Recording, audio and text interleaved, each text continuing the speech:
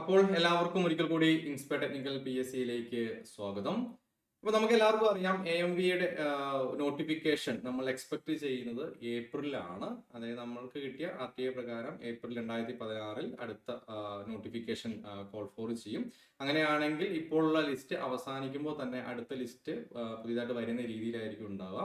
അപ്പോൾ നമുക്ക് കുറച്ചൊരു ലോങ് ടൈമിലായിട്ട് തന്നെ നമ്മൾ കണ്ടുപോയാൽ മാത്രമാണ് നമുക്ക് എന്ത് ചെയ്യാൻ പറ്റുള്ളൂ, പ്രോപ്പറായിട്ട് നമുക്ക് സിലബസ് കവറപ്പ് ചെയ്യാനും അതിന് റിവിഷൻ മുമ്പോട്ട് പോകാനും പറ്റുള്ളൂ. അപ്പോൾ നമ്മൾക്ക് ഇപ്പോൾ ഈ ബാച്ച് നോക്കുമ്പോൾ എല്ലാവർക്കും അറിയാൻ പറ്റും. ഇപ്പൊ ഇതിൽ തന്നെ നമുക്ക് എന്തുണ്ട്, റെക്കോർഡഡ് സെക്ഷൻസിൽ കിടക്കുന്നുണ്ട്. ഓക്കെ, ഓൾറെഡി നമ്മുടെ മുമ്പെടുത്ത റെക്കോർഡ് ക്ലാസ്സസ് എല്ലാം തന്നെ ഇതിലുണ്ട്. അപ്പോൾ ഈ റെക്കോർഡ് ക്ലാസ് നിങ്ങൾക്ക് എന്ത് ചെയ്യാൻ പറ്റും, ജസ്റ്റ് റെഫറൻസിന് വേണ്ടിയിട്ട് യൂസ് ചെയ്യാൻ പറ്റും. ഓക്കെ, ഒരു 90% ഈ പറയുന്ന സിലബസിൽ പ്രത്യേകിച്ച് കാര്യമായ മാറ്റങ്ങളൊന്നും ഉണ്ടാവാൻ സാധ്യതയില്ല, അപ്ഡേറ്റഡ് സിലബസ് ആയതുകൊണ്ട്. അപ്പോൾ നിങ്ങൾക്ക് എന്ത് ചെയ്യാം, ഈ നമ്മുടെ ന്യൂ ബാച്ച് പോകുന്നതിന്റെ കൂടെ തന്നെ റെഫറൻസ് സെക്ഷൻസ് ജസ്റ്റ് നോക്കി വന്നു കഴിഞ്ഞാൽ ഗുണം, നമ്മൾ ഓരോ ലൈവും നമുക്ക് എന്തായിട്ട് മാറും, ഓരോ റിവിഷൻ സെക്ഷൻ ആയിട്ട് മാറും. ഓക്കെ, പിന്നെ എല്ലാവർക്കും അറിയുന്ന കാര്യങ്ങളാണ്. നമുക്ക് AMVന്റെ ബേസിക് ക്വാളിഫിക്കേഷൻ എന്ന് പറയുന്നത് ഡിപ്ലോമ ഓട്ടോമൊബൈൽ അല്ലെങ്കിൽ മെക്കാനിക്കൽ ആണ്, അതോ അതിന്റെ ഹയറോ മതിയാവും. പിന്നെ നമുക്ക് ഇന്ന് വേണ്ട, ഇപ്പൊ നമുക്ക് കഴിഞ്ഞ നോട്ടിഫിക്കേഷനോടുകൂടി നമുക്ക് എക്സ്പീരിയൻസിന്റെ ആവശ്യമില്ല, ഹെവി ലൈസൻസ് മാത്രം മതി. അപ്പൊ ആരെങ്കിലും ഹെവി എടുക്കാൻ ബാക്കി ഉണ്ടെങ്കിൽ വളരെ പെട്ടെന്ന് തന്നെ എന്ത് ചെയ്യുക, അതിനുള്ള കാര്യങ്ങളൊക്കെ ചെയ്ത് പോവാം. ഓക്കെ, കാരണം നമുക്ക് അധികം ഈ നോട്ടിഫിക്കേഷൻ വന്നിട്ട് നമുക്ക് ഹെവി കിട്ടിയിട്ട് കാര്യമില്ല. അപ്പൊ അതിന് മുമ്പ് തന്നെ ഹെവി ലൈസൻസ് എടുക്കാനുള്ള കാര്യങ്ങളൊക്കെ ചെയ്യാം. പിന്നെ നമുക്ക് ഇതിന്റെ സിലബസ് നമ്മൾ നോക്കുമ്പോൾ തന്നെ അറിയാം, നമുക്ക് പ്രധാനമായിട്ടും മെക്കാനിക്കലിന്റെ ടോപ്പിക്കുകളും, മെക്കാനിക്കൽ ടോപ്പിക്, അതുപോലെ തന്നെ ഓട്ടോമൊബൈൽ ടോപ്പിക്സ്, ഓട്ടോമൊബൈൽ, പിന്നെ നമുക്ക് നോർമൽ ആയിട്ട് വരുന്ന മോട്ടോർ വെഹിക്കിൾ ഡിപ്പാർട്ട്മെന്റുമായിട്ട് കൺസേൺ ആയിട്ടുള്ള ആക്ടുകൾ കാര്യങ്ങളൊക്കെയാണ്, ആക്ടുകൾ റെഗുലേഷൻസ് ഒക്കെയാണ് നമുക്ക് എന്തുള്ളത്, നമുക്ക് പഠിക്കാനായിട്ടുള്ളത്. ഓക്കെ, അപ്പൊ നമുക്ക് ഇങ്ങനെ ഓരോന്നോരോന്നായിട്ട് കംപ്ലീറ്റ് ചെയ്ത് പോവാം. നമ്മുടെ ഒരു കോഴ്സ് സ്ട്രാറ്റജിയാണ് നമ്മൾ ഇന്നത്തെ ഈ ഒരു സെക്ഷനിൽ നമ്മൾ ഉദ്ദേശിക്കുന്നുള്ളൂ. അപ്പൊ നമ്മൾ എന്തൊക്കെയാണ് നമുക്ക് പഠിക്കാനുള്ളത്, നമുക്ക് മാർക്കിന്റെ സ്പ്ലിറ്റേഷൻ അറിയാം അല്ലെ. ടെക്നിക്കൽ സബ്ജക്റ്റിന്റെ ഒരു 80 മാർക്കും ലീഗൽ ആൻഡ് ആക്ടുമായി ബന്ധപ്പെട്ട് 20 മാർക്കും, അങ്ങനെ ടോട്ടൽ 100 മാർക്സ് ആയിരിക്കും നമുക്ക് എന്തുള്ളത് AMV എക്സാമിനേഷന് വേണ്ടിയിട്ടുള്ളത്. ഓക്കെ, ഇപ്പൊ ടെക്നിക്കൽ മോഡ്യൂൾസ് നമുക്ക് നോക്കുന്ന സമയത്ത് പ്രധാനമായിട്ടും fluid mechanics, thermal engineering, strength of materials, design of machine elements, ഈ 4 ടോപ്പിക്കുകളാണ് നമുക്ക് പ്രധാനമായിട്ടും പഠിക്കാനുള്ളത് മെക്കാനിക്കലിൽ. ഓക്കെ, ഇനി നമ്മൾ ഓട്ടോമൊബൈൽ ആസ്പെക്ട്സ് നോക്കുന്ന സമയത്ത് എഞ്ചിൻ സൈഡ് പഠിക്കണം, ചേസിന്റെ സൈഡ് പഠിക്കണം, ട്രാൻസ്മിഷൻ പഠിക്കണം, ട്രാൻസ്പോർട്ട് സൈഡ് പഠിക്കണം. ഓക്കെ, ഡീറ്റെയിൽ ആയിട്ട് ഞാൻ വേറൊരു സെക്ഷൻ ചെയ്യുന്നുണ്ട്. മീൻസ് അത് പിന്നെ നമുക്ക് സെക്ഷൻ ആയിട്ട് ചെയ്യേണ്ട കാര്യമൊന്നുമില്ല, നമുക്കൊരു സിലബസ് കാണുമ്പോൾ നമുക്ക് അറിയാലോ ഇത് ഇത്രയൊക്കെയാണ് നമുക്ക് പഠിക്കാനുള്ളത് എന്നുള്ളത്. ഓക്കെ, പിന്നെ നമുക്ക് ലീഗൽ മോഡ്യൂൾസ് ആണ് MV act 1988, driving regulation 2017, Kerala MV tax act തുടങ്ങിയ കാര്യങ്ങളൊക്കെയാണ്, MV ആക്ട് ഒക്കെയാണ് എന്തിൽ വരുന്നത്, ലീഗൽ മോഡ്യൂൾസിലായിട്ട് വരുന്നത്. അപ്പൊ ഇത്രയും കാര്യങ്ങളാണ് നമുക്ക് പഠിക്കേണ്ടതായിട്ടുള്ളത്. അപ്പൊ നമ്മൾ എങ്ങനെയാണ് ഇതിന്റെ ഒരു സ്ട്രാറ്റജി ബിൽഡ് ചെയ്യുന്നത്, ആദ്യം നമുക്ക് എന്ത് ചെയ്യണം, കൺസെപ്റ്റ് ബിൽഡ് ചെയ്യണം അല്ലെ. ഓക്കെ, ക്ലിയർ ആണല്ലോ. ഇപ്പൊ ഫ്ലൂയിഡ് മെക്കാനിക്സ് എന്ന് പറയുന്ന സംഭവം പഠിക്കുന്ന സമയത്ത്, നമ്മൾ എന്ത് ചെയ്യും, ഇതിന്റെ കൺസെപ്റ്റ് ആണ് ആദ്യം നമ്മൾ എന്ത് ചെയ്യുക, ബിൽഡ് ചെയ്യുക. ഓക്കെ, കാരണം ഒരു കൺസെപ്റ്റിൽ നിന്ന് നമുക്ക് n നമ്പേഴ്സ് ഓഫ് ക്വസ്റ്റ്യൻസ് ചോദിക്കാം. Okay, clear. ഇപ്പോ stress base strain is equal to Hooke's law അല്ലെ, സ്ട്രെസ് ഈസ് പ്രൊപ്പോർഷണൽ സ്ട്രെയിൻ, അതാണ് ഹുക്സ് ലോ പറയുന്നത്. സ്ട്രെസ് ബേസ് സ്ട്രെയിൻ ഒരു യങ്സ് മോഡൽസ് ആണ്. അപ്പൊ ഇത് എങ്ങനെയാണ് ഇങ്ങനത്തെ ഒരു കൺസെപ്റ്റിലേക്ക് നമ്മൾ വരുന്നത്, അല്ലെങ്കിൽ വിസ്കോസിറ്റി, ഇതൊരു കൺസെപ്റ്റ് ആണ്. ആ കൺസെപ്റ്റ് ബിൽഡ് ചെയ്ത് കഴിഞ്ഞാൽ, ഇതിന് കൃത്യമായ ധാരണകൾ നമുക്ക് കിട്ടിക്കഴിഞ്ഞാൽ, അതിൽ നിന്ന് എങ്ങനെ ക്വസ്റ്റ്യൻ വന്നാൽ നമുക്ക് എന്ത് ചെയ്യാൻ പറ്റും, ആൻസർ ചെയ്യാൻ പറ്റും. അപ്പൊ എപ്പോഴും ഈ പറയുന്ന നമ്മുടെ മെക്കാനിക്കൽ സബ്ജക്റ്റുകൾ നമ്മൾ നോക്കുന്ന സമയത്ത്, ഇപ്പൊ ഫ്ലൂയിഡ് മെക്കാനിക്സ് ആയാലും, തെർമൽ എഞ്ചിനീയറിംഗ് ആയാലും, സ്ട്രെങ്ത് ഓഫ് മെറ്റീരിയൽസ് ആയാലും, മെഷീൻ എലമെന്റ്സ് ആയാലും എന്താണ്, കൺസെപ്റ്റ് ബിൽഡ് ചെയ്യേണ്ട സബ്ജക്റ്റുകളാണ്. ഓക്കെ, ക്ലിയർ ആണല്ലോ.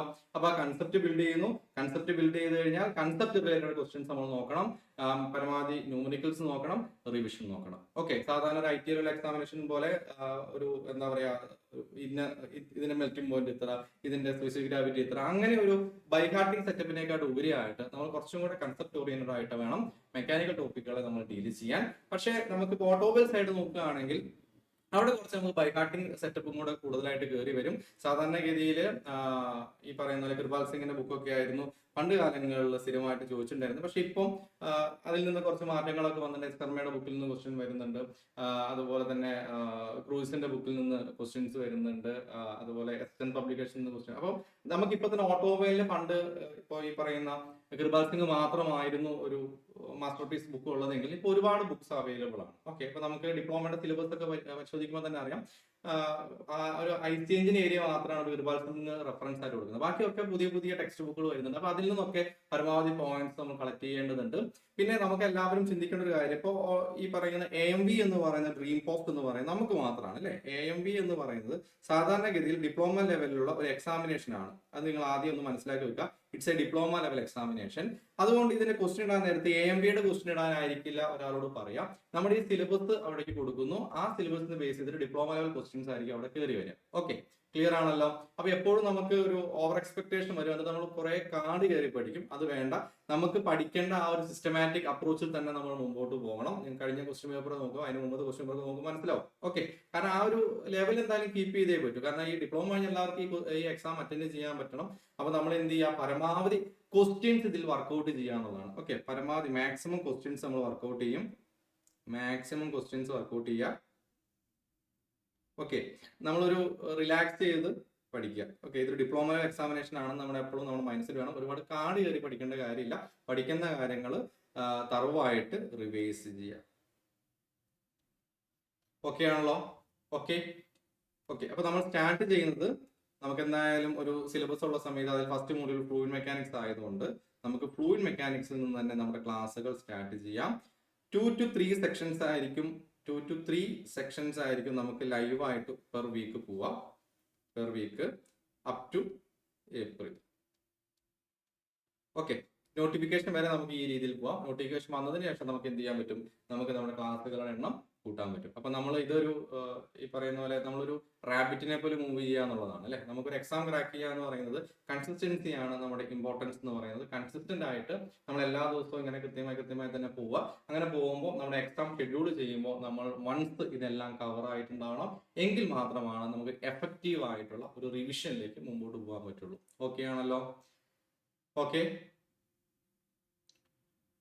ഓക്കെ ആണല്ലോ. ഇപ്പൊ നമുക്ക് എല്ലാവർക്കും അറിയാം, ഇപ്പം പഠിക്കുന്ന ആൾക്കാരാണ്, നിങ്ങൾ തന്നെയാണ്. അപ്പൊ നമ്മൾ ആ ഒരു കൺസിസ്റ്റൻസി എപ്പോഴും ഫോളോ ചെയ്യാം. അതുപോലെ നമ്മളിപ്പോ ഈ ഒരു കോഴ്സിൽ ഇപ്പോൾ നമ്മളൊരു പുതിയ കോഴ്സ് തുടങ്ങുമ്പോൾ അതിൽ കുറച്ച് കാര്യങ്ങൾ അഡീഷണൽ ആയിട്ടുണ്ടാവും അല്ലെ. അഡീഷണൽ ആയിട്ട് നമ്മൾ തരാൻ പോകുന്നത് ഓരോ സെക്ഷനെ ബേസ് ചെയ്തിട്ടുള്ള, അതായത് ടോപ്പിക് ബേസ് ചെയ്തിട്ടുള്ള, ഇപ്പൊ സെക്ഷൻ 1 ഫ്ലൂയിഡ് മെക്കാനിക്സിന്റെ സെക്ഷൻ 1 എന്ന് പറയുമ്പോൾ ഈ സെക്ഷൻ 1നെ ബേസ് ചെയ്തിട്ടുള്ള MCQs മോക്ക് ടെസ്റ്റ് ആയിട്ട് കിട്ടും. ഇതിന്റെ PDF കിട്ടും. Okay, clear. അതായത് PDF എന്ന് പറയുന്നത് നമ്മൾ ലാസ്റ്റ് ഇപ്പൊ നമ്മൾ ഓവർസിയറിനൊക്കെ ചെയ്തതുപോലെ തന്നെ ക്ലിയർ ആയിട്ടുള്ള ഒരു നോട്ടായിരിക്കും അതിലുണ്ടാവുക. അതിൽ നിന്ന് പരമാവധി പോയിന്റ്സ് വിത്ത് റിവിഷൻ പോയിന്റ്സ്, വാല്യൂസ്, എന്തൊക്കെ അതിൽ ഇമ്പോർട്ടൻസ് ഉണ്ടോ അതെല്ലാം ഉൾപ്പെടുത്തി നമുക്ക്, കാരണം സെക്ഷൻ 1 വീഡിയോ കണ്ടു കഴിഞ്ഞ് ഉടൻ തന്നെ നോക്കാവുന്ന രീതിയിലുള്ള ഒരു PDF ആയിരിക്കും നമുക്ക് കിട്ടുക. അപ്പൊ ആ രീതിയിൽ നമുക്ക് മുമ്പോട്ട് പോവാം. കുറച്ചും കൂടെ ഒരു സിസ്റ്റമാറ്റിക് ആയിട്ട് നമുക്ക് മുമ്പോട്ട് പോവാം എന്ന് വിചാരിക്കുന്നു. പിന്നെ നമ്മളെല്ലാവരും ശ്രദ്ധിക്കേണ്ടത്, ഇപ്പൊ ഒരു ക്ലാസ് കണ്ടു കഴിഞ്ഞാൽ അന്ന് തന്നെ അതൊന്ന് റിവിഷൻ ചെയ്തിട്ട്, ഇപ്പൊ നമ്മളിപ്പോ എക്സാം കുറെ കഴിഞ്ഞിട്ടാണല്ലോ എന്ന് വിചാരിച്ചിട്ട് നമ്മൾ റിവിഷൻ ചെയ്യാതിരിക്കരുത്. നമ്മളൊക്കെ മനുഷ്യന്മാരാണ്, സ്വാഭാവികമായിട്ടും മറവി ഉണ്ടാവും. അപ്പൊ നിർബന്ധമായിട്ടും ഒരു സെക്ഷൻ കഴിഞ്ഞു കഴിഞ്ഞാൽ അതൊന്ന് ഇടയ്ക്കൊന്ന് റിവൈസ് ചെയ്യാം. ഇന്നത്തെ ക്ലാസ് കണ്ടു കഴിഞ്ഞാൽ നാളെ നിർബന്ധമായിട്ട് റിവൈസ് ചെയ്തതിനു ശേഷം മാത്രമേ ബുക്ക് മടക്കി വെക്കാവുള്ളൂ. അല്ലെങ്കിൽ കുറച്ചൊരു ഇപ്പൊ നമ്മൾ ഇന്ന് പഠിച്ചു നമുക്ക് എല്ലാം ക്ലിയർ ആയിരിക്കും, ഒരു മാസത്തേക്ക് നമ്മൾ തൊട്ട് നോക്കുന്നില്ല എന്നുണ്ടെങ്കിൽ ഓട്ടോമാറ്റിക്കലി നമ്മുടെ മെമ്മറിയിൽ നിന്ന് സാധനം പോവും. അപ്പൊ ആ റിവിഷൻ നമ്മൾ കൃത്യമായിട്ട് മുമ്പോട്ട് പോവാം. ഓക്കെ, ക്ലിയർ ആണല്ലോ. ഓക്കെ ഓക്കെ അപ്പൊ ഞാൻ ഇന്നത്തെ സെക്ഷനിൽ പ്രത്യേകിച്ച് ക്ലാസ് എടുക്കാനല്ല, നമ്മളൊരു പുതിയ കോഴ്സ് പോകുമ്പോൾ നമ്മളൊന്ന് ഇതിലേക്ക് പ്രിപ്പയർ ചെയ്ത് വരിക എന്നുള്ളതാണ്. നമ്മൾ എപ്പോഴും ഒരു കോഴ്സ് സ്റ്റാർട്ട് ചെയ്യുന്ന സമയത്ത് നമ്മൾ പണ്ട് ഓടാൻ പോകുന്ന സെറ്റപ്പാണ്. ഒരാഴ്ച ഓടും, അത് കഴിഞ്ഞ് മെല്ലെ സ്റ്റോപ്പ് ചെയ്യും. അതിൽ നിന്ന് വിഭിന്നമായിട്ട് നമ്മൾ ആ കൺസിസ്റ്റൻസി ഫോളോ ചെയ്യണം. എങ്കിൽ നമുക്ക് ആ ഒരു നമ്മുടെ ഡ്രീമിലേക്ക് എത്താൻ പറ്റും. ഓക്കെ ആണ് എന്ന് വിശ്വസിക്കുന്നു. അങ്ങനെയാണെങ്കിൽ നമുക്ക് നമ്മുടെ ആദ്യത്തെ ക്ലാസ് ചൊവ്വാഴ്ച വെക്കാമെന്നാണ് വിചാരിക്കുന്നത്. ചൊവ്വാഴ്ച രാത്രി 9:30 ഫസ്റ്റ് ക്ലാസ് ഉണ്ടാവുക. ഫ്ലൂയിഡ് മെക്കാനിക്സ് തന്നെ നമുക്ക് സ്റ്റാർട്ട് ചെയ്യാം. ഓക്കെ, വേറൊന്നുമില്ലല്ലോ. ഓക്കെ, അപ്പോൾ എല്ലാവരും കൃത്യമായി തന്നെ പരമാവധി ലൈവ് ഒക്കെ അറ്റൻഡ് ചെയ്യാൻ നോക്കുക. ലൈവ് അറ്റൻഡ് ചെയ്യുമ്പോഴാണ് നമുക്ക് ആ കോൺവെർസേഷൻ ഒക്കെ ക്ലിയർ ആവുള്ളൂ. നമ്മൾ തമ്മിൽ ആത്മബന്ധം ആദ്യം വരും. അതും വളരെ ഇമ്പോർട്ടന്റ് ആണ്. അപ്പൊ റെക്കോർഡർ മാത്രം കാണുന്ന സമയത്ത് നമുക്ക് മടിയായിരിക്കും. ഇപ്പൊ ഒരു മണിക്കൂർ ക്ലാസ് നമ്മൾ ഒറ്റയടിക്ക് ഇരുന്ന് കാണുമ്പോൾ നമ്മൾ അത് 2x സ്പീഡിലാക്കാൻ നോക്കും, പിന്നെ 2x കഴിഞ്ഞ് 3x ആക്കാൻ നോക്കും. നമുക്കൊരു മടി ഓട്ടോമാറ്റിക്കലി വരും. അപ്പൊ ലൈവ് പറ്റുന്നിടത്തോളം ലൈവ് കാണാം. പിന്നെ വർക്ക് റിലേറ്റഡ് ആയിട്ട് തിരക്കുകളൊക്കെ ഉണ്ടെങ്കിൽ റെക്കോർഡറായിട്ടും ഫോളോ ചെയ്ത് വരും. ഓക്കെ, PDF വേണ്ടി മാത്രം വെയിറ്റ് ചെയ്യരുത്, ക്ലാസ് കണ്ട് PDF നോക്കുന്ന രീതിയിലേക്ക്. ഓക്കെ, PDF എന്ന് പറയുന്നത് അതിനെ മാത്രം നമ്മൾ ഹൈലൈറ്റ് ചെയ്യരുത്. PDF ആ ഇത് വിടുക. നമ്മൾ PDF സെക്കൻഡ് എഴുതണം. നമ്മൾ പരമാവധി സെൽഫ് പ്രിപ്പറേഷൻ നോട്ട് എഴുതണം. മറ്റേ നമുക്കിപ്പോൾ ഒന്നൊരു സ്ക്രോൾ ഡൗൺ ചെയ്ത് നമുക്ക് എപ്പോഴെങ്കിലും ഒക്കെ നോക്കാൻ വേണ്ടി രീതിയിൽ തന്നെ നോക്കാം കേട്ടോ. ഓക്കെ, അങ്ങനെയാണെങ്കിൽ നമുക്ക് ചൊവ്വാഴ്ച കാണാം അല്ലേ. വേറെ എന്തെങ്കിലും ഡൗട്ട് ഉണ്ടെങ്കിൽ ചോദിക്കാവുന്നതാണ്. ഞാൻ ഈ പറഞ്ഞതിൽ കൂടാതെ എന്തെങ്കിലും ഡൗട്ട് ഉണ്ടെങ്കിൽ. ഏജ് 36 വയസ്സാണ്. അതുപോലെ തന്നെ 165 ആണ് ജെൻസിന്റെ ഹൈറ്റ് പറയുന്നത്. ഐ വിഷൻ 6/6 വേണം. പിന്നെ ഇത്രയൊക്കെയാണ് പ്രധാനമായിട്ട് നമുക്ക് വേണ്ട കാര്യങ്ങൾ. കാരണം ഇതൊരു യൂണിഫോം പോസ്റ്റ് ആയതുകൊണ്ട് നമ്മൾ നോർമൽ പോസ്റ്റിൽ നിന്ന് ചെറിയ ചെറിയ കുറച്ച് കാര്യങ്ങളോട് ആഡ് ഓൺ ആണ്. ഓക്കെ, നോട്ടിഫിക്കേഷൻ, പഴയ നോട്ടിഫിക്കേഷൻ എല്ലാവരും കണ്ടിട്ടുണ്ടാവും എന്ന് ഞാൻ വിശ്വസിക്കുന്നു. വേറെ ഒന്നുമില്ലല്ലോ. വേറെ എന്തെങ്കിലും ഡൗട്ട്സ് ഉണ്ടെങ്കിൽ ജസ്റ്റ് പറയാം. വേറെ എന്തെങ്കിലും ഡൗട്ട്സ് ഉണ്ടെങ്കിൽ ജസ്റ്റ് കമന്റ് ചെയ്യാം. അതെ, ഓരോ സെക്ഷൻസ് ബേസ് ചെയ്ത് നമുക്ക് മോക്ക് ടെസ്റ്റ് മുമ്പോട്ട് പോകാം. ആപ്പിൽ അപ്ഡേറ്റ് ചെയ്യും കേട്ടോ. ആപ്ലിക്കേഷൻ നമ്മൾ സാധാരണഗതിയിൽ ക്ലാസ്സിൽ ഡിസ്കസ് ചെയ്യും, അതും മോക്ക് ടെസ്റ്റ് ആയിട്ടും കൂടെ അപ്ഡേറ്റ് ചെയ്യും. അപ്പൊ നിങ്ങൾക്ക് പിന്നീട് എപ്പോഴെങ്കിലും മോക്ക് ടെസ്റ്റ് വർക്ക്ഔട്ട് ചെയ്യുന്ന സമയത്ത് ഒരു ക്വസ്റ്റ്യൻ കാണുന്നു, ആ ക്വസ്റ്റ്യൻ ഏത് സെക്ഷൻ ആണെന്ന് നിങ്ങൾ തപ്പിയ പോകണ്ട. ആ സെക്ഷൻ ബേസ് ചെയ്ത് മോക്ക് ടെസ്റ്റ് ആകുമ്പോൾ കുറച്ചും കൂടെ നമുക്ക് ഈസി കിട്ടും. ഓക്കെ, പിന്നെന്താ?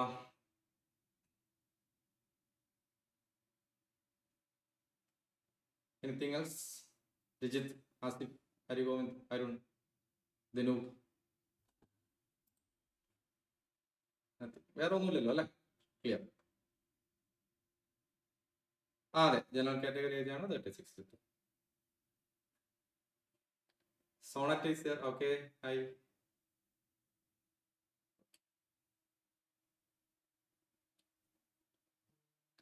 അങ്ങനെയാണെങ്കിൽ നമുക്ക് ക്ലാസ്സിൽ നേരിട്ട് കാണാം. Okay, good night, take care, see you. Okay.